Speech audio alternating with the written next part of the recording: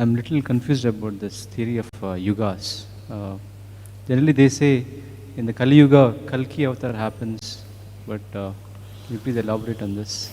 Oh, the white flying horse, it did not come, is that what you're waiting for? I'm not waiting for it, but the Puranas or the scriptures say so. So I just wanted to know about it.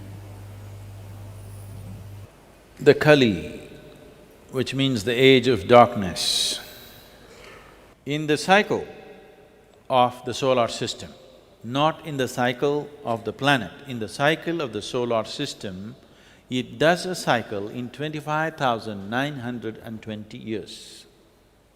In this, if you divide it into half, there are 4 yugas and 4 yugas, totally 8 yugas. Only the Kali and the Sat are coming together, paired together, 2 Sat yugas, 2 Kali yugas.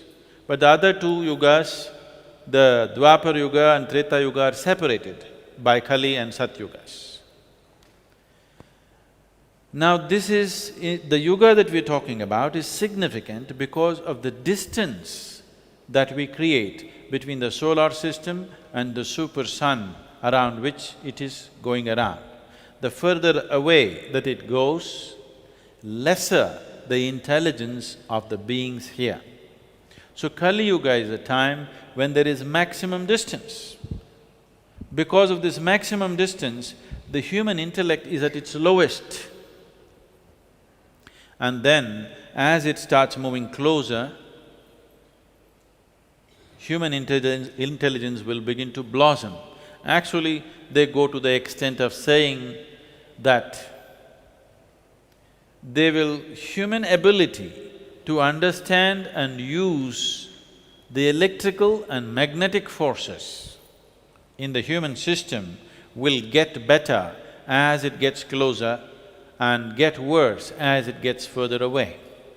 Today you know, your intelligence is essentially how your neurons crackle in the brain.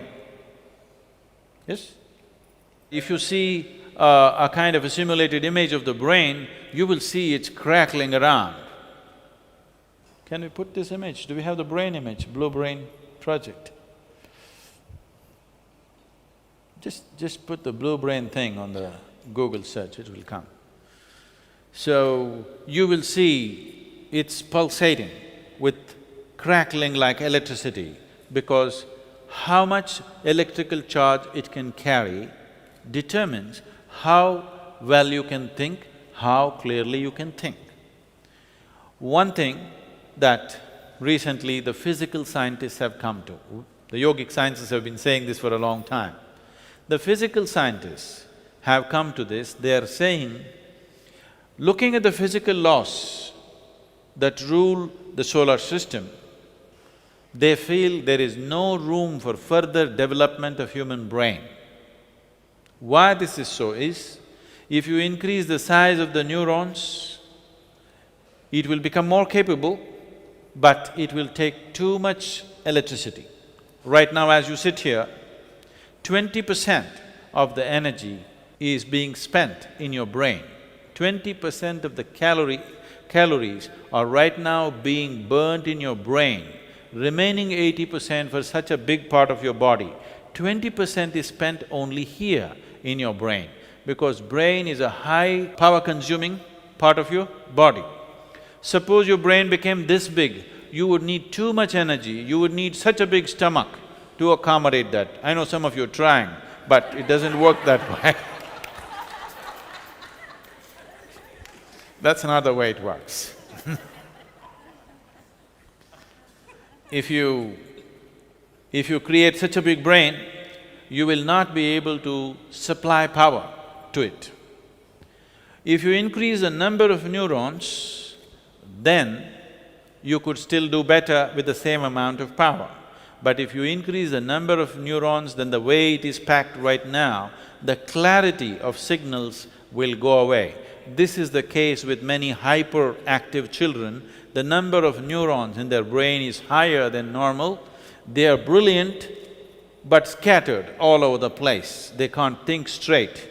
They're brilliant in spurts, but nothing comes out of it because there is no clarity. So if you increase the size, it doesn't work. If you increase the number, it doesn't work. So they're saying according to the physical laws, it is not possible for human brain to evolve further, but we can learn to use it better. Right now, the way we're using it is a very mediocre way. No, okay, this is okay. Isn't there that neuronal thing? See, that's an electric charge going. All right, that's fine. So increasing the size of the brain or increasing the number of neurons are not possible, so they're coming to this conclusion that human intelligence cannot be enhanced, but it can be better used. Right now, the way we are using it is very mediocre. If more sophistication comes to the way you use it, you can increase your brain power, they're saying approximately 3,000 times than the way it is right now. 3,000 times more intelligent than the way you are right now would be incredible, isn't it? 3 times more would be fantastic. So we can learn to use it better, but we cannot evolve this brain further because the physical laws don't permit it. The yogic sciences have said this long time ago, that human intelligence and human body cannot be developed further because we have reached… the physical laws have reached this limit, because the way the earth rotates around the sun and the way the moon cycles around this earth, all these things we have reached. Human body has reached that potential. It cannot go further. But at the same time, yogic sciences once again say, but your ability to use it can be enhanced by doing variety of things. One of the things that we spoke about just now is brahmacharya. That is, you can generate that kind of energy in the system that if you had 10 brains, it could still power it. If you have 25 brains, it could still power it. You could sit here and power 1,000 brains which are sitting around you by generating the necessary energy, by raising the kundalini, by bringing your energies to full force. You can power 1,000 brains if you want. That much energy is there. So we said, there are sages who are referred to as people who had 1,000 hands, 10,000 hands. Why it is being said is, what 10,000 men could do, one man is doing. In many ways, modern technology just represents that, you know. But in a much more internalized way, a human being can be in such a way that his intelligence could cover for 1,000 people or 10,000 people or 1,000,000 people, because there is another way of generating more efficient energy within the system. The scientists are looking at how body generates energy in its normal condition, and they're saying, if you have a little bigger brain, you won't be able to supply power to it. But there are other ways to generate, and you don't need a bigger brain, you don't need more neurons, you need more energy. If you had more energy, more refined energy, you would see, if you had to light this hall, there was a time you need 5,000 watt bulbs we were using. Today, you use 100 watt halide, it's on. Now, this hall is going to get… one of our meditators is sending it from United States to us, he manufactures the very powerful LED lamps. These bulbs are 12 volt, okay? 12 volt bulbs, they're going to light up the whole hall. This was unthinkable just 5 years ago. With 12 volt bulbs, you're going to light up such a big hall? We are going to do it. So with very little power, we are lighting up things because the way we use the power and the refinement of how it happens enhances our ability to use it. What goes for a LED lamp definitely goes for the human body and human brain. So that's what yoga is constantly exploring. So Kalki, is to come to end the age. To end the age of darkness, he's supposed to come. See, the nature of time is such, nobody need to begin it, nobody need to end it. It goes on anyway. Nothing may happen to you in your life, but time will pass, isn't it? There's one thing you can be guaranteed of. In case you get some boon and become immortal, you may even become immortal, but you can't stop time from passing on, isn't it? So nobody has to begin an age and end an age. It is just that they said Kalki will come on a white horse, winged.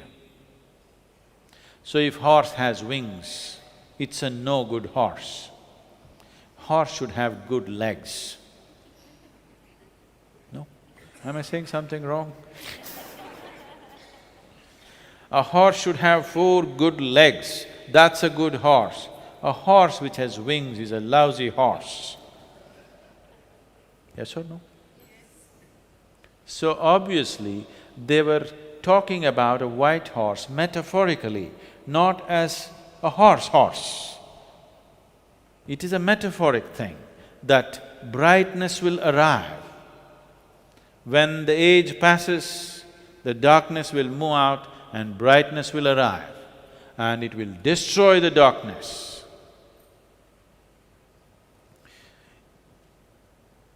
If the hall is dark right now, if I turn on a light, does it destroy the darkness? What is spoken metaphorically? What is expressed dialectically? Foolish scholars or exploiters along the way make it all into black and white facts, made-up facts. It is a metaphorical expression. As the solar system moves, it moves into a dark phase, and as it moves out, light arises. It will rain upon us. Even if you don't want to be, suddenly your brain will crackle and work better because you moved into a different age. As we were saying this yesterday, even today, even in a comic book, even in a child's mind, my intelligence worked means light. Yes or no? Isn't it so? I got a bright idea, not a dark idea. Understand? Because intelligence, always human beings have associated with light. So, the scripture said, once the solar system moves out of this, a brightness will arise. This is very beautifully expressed. In the different yugas, human beings use different dimensions of intelligence, different dimensions of communication. In the Satyuga, mind will be more important. Mind, not intellect. Mind will be more important. Probably this is the only culture where we make a distinction between mind and intellect. Today, modern scientists have started doing it for the first time in the last decade or so. Otherwise, mind was just one thing. So, the mind will be the main thing of communication and living. That is, if I want to say something to you, I don't need a microphone, nor do I have to shout at you like this. If I think about this, you get it. In Satyuga, people barely spoke because mind was the means of communication. Everything that had to be done was just done mentally. Because it was all done mentally. They say even conception happened mentally. They go to the extent of saying, there was no physical conception, it happened mentally. Then, when they moved into the Treta Yuga, eyes became important. So you will see, when life moved into Treta Yuga, the language of people who lived in Treta Yuga are talking always about, one of the basic greetings in India was, "I see you." I think recently this Hollywood movie made this very popular, "I see you," Avatar. The basic greeting in this country was, "I see you." Okay, you see me, so what? No, that's not it. "I see you" means I see you through and through. When I went to school, believe me, I did. I believed in giving the teachers some respite, so I did not go every day, but I did go. So when I went to school, this happened to me. Before I went to school, this happened to me, kind of, that is, I started staring at everything. Because I don't know what it is, I'm just staring and staring. So in that condition, I also went to school, so I stared. I've told you this many times, initially I heard the words, after that words didn't mean anything to me because I knew that I am making up the meanings. Then the sounds meant something to me, after that sounds didn't mean anything. I was still staring. I was staring not because the teachers were always pretty or something, no, not always.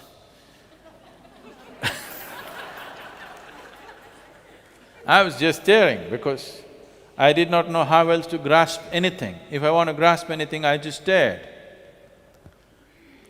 And when I stared keenly enough, the things I knew about them, I just knew them through and through, like they wouldn't know themselves about their life.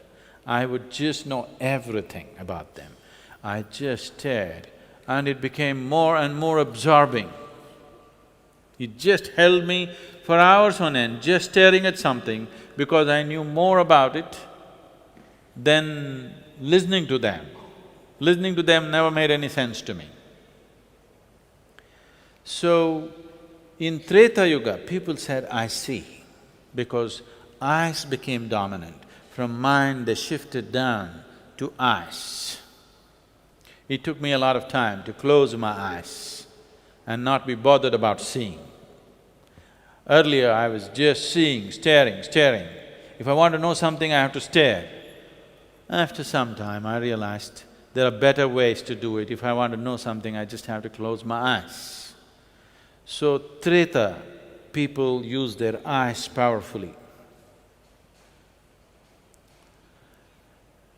This is called as netra sparsha, that you can touch somebody with your eyes. When it moved further down, the breath became very important. We were already looking at this, probably today morning or yesterday, that wherever the life energies are very high, there you will see your sense of smell will become very, very strong and sensitive. You will see this in the forest. Your sense of smell is more important than your eyes, ears and your brain. You know, really.